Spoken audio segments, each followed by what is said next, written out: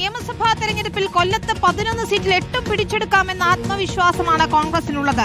തദ്ദേശ തെരഞ്ഞെടുപ്പിലെ തരംഗം നിയമസഭാ തെരഞ്ഞെടുപ്പിലും ഉണ്ടാകുമെന്ന് DCC പ്രസിഡന്റ് രാജേന്ദ്ര പ്രസാദ് റിപ്പോർട്ടറോട് പറഞ്ഞു.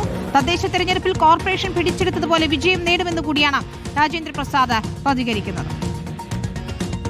DCC പ്രസിഡന്റ് ഒരിക്കലും കൊല്ലം ജില്ലയിലെ ഏതെങ്കിലും സീറ്റ് തോൽക്കുമെന്ന് പറയാൻ പറ്റുമോ? 11 സീറ്റിലും ജയിക്കണമെന്ന് ഞങ്ങളുടെ താല്പര്യം.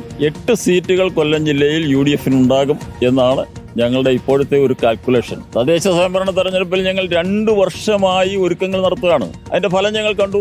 അതിന് സമാന്തരമായി തന്നെ ഞങ്ങൾ അസംബ്ലി തെരഞ്ഞെടുപ്പിന്റെ മുന്നൊരുക്കങ്ങൾ തുടങ്ങിയിരുന്നു. UDFുമായിട്ട് യാതൊരു പ്രശ്നവും കൊല്ലം ജില്ലയിലില്ല. കോർപ്പറേഷൻ തെരഞ്ഞെടുപ്പ് നിങ്ങൾക്ക് അറിയാം, പഞ്ചായത്ത് തെരഞ്ഞെടുപ്പ് അറിയാം, ചെറിയ ചെറിയ പ്രശ്നങ്ങൾ ഉണ്ടായിരുന്നു. അതൊക്കെ ഞങ്ങൾ സെറ്റിൽ ചെയ്തു. വലിയ സൗഹാർദ്ദത്തോടു കൂടിയാണ് കൊല്ലം ജില്ലയിലെ UDF ഘടകകക്ഷികൾ കോൺഗ്രസ് ഒറ്റക്കെട്ടായി മുന്നോട്ട് പോവുകയാണ്. ആത്മവിശ്വാസത്തിലാണ് തീർച്ചയായും. AV ജയശങ്കറാണ് ചേരുന്ന വിശദാംശങ്ങളുമായി. ജയശങ്കർ, 8 സീറ്റ് പിടിക്കുമെന്നാണ് DCC പ്രസിഡന്റിന്റെ ആത്മവിശ്വാസം. പക്ഷെ അത് സാധ്യമാണോ? ഏതൊക്കെ 8 സീറ്റുകളാണ് ഇപ്പോൾ കോൺഗ്രസ് ലക്ഷ്യമിടുന്നത്? CPMന്റെ പ്രതീക്ഷകൾ എന്തൊക്കെയാണ്?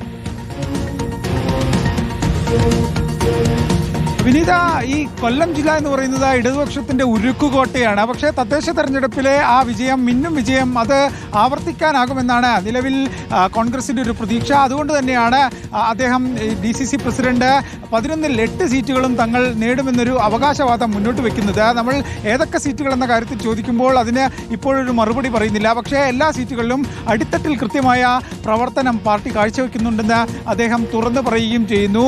തദ്ദേശ തെരഞ്ഞെടുപ്പിന് 2 വർഷം മുമ്പ് പാർട്ടി ജില്ലയിൽ വലിയ തോതിൽ അടിത്തട്ടിൽ പ്രവർത്തനങ്ങൾ നടത്തി. അതിന്റെ ഒരു ഫലം തദ്ദേശ തെരഞ്ഞെടുപ്പിൽ ജില്ലയിൽ ലഭ്യമായി. 30 വർഷമായി CPM ഭരിക്കുന്ന കൊല്ലം കോർപ്പറേഷൻ അത് UDFന്റെ കീഴിലേക്ക് വന്നു. എന്തായാലും ആ വിജയം അത് നിയമസഭാ തെരഞ്ഞെടുപ്പിലും ആവർത്തിക്കും.